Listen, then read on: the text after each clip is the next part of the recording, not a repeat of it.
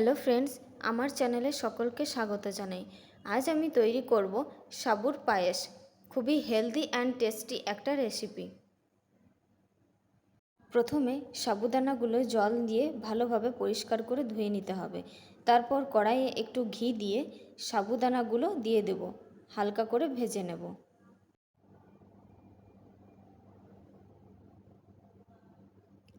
অনেক বাচ্চাই আছে সাবুদানা খেতে চায় না। ভাজা হয়ে গেছে, এবার দুধটা দিয়ে দিচ্ছি। অনেক বাচ্চারাই আছে যারা সাবুদানা খেতে চায় না। এভাবে একবার বানিয়ে দেখুন, এটা খুবই স্বাস্থ্যকর একটা রেসিপি। লবঙ্গ আর এলাচ দিয়ে দিচ্ছি।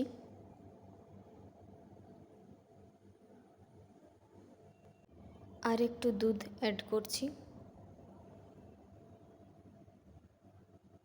কতগুলো কিশমিশ দিয়ে দিচ্ছি।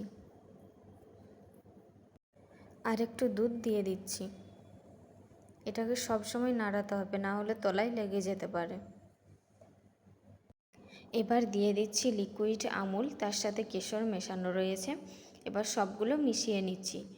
এটাতে টেস্ট আর কালার দুটোই সুন্দর হয়।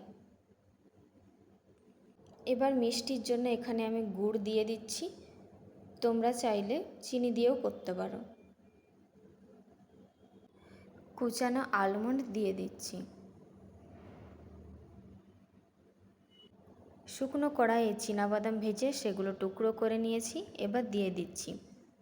ব্যাস, তৈরি হয়ে গেছে আমাদের সাবুদানার পায়েস।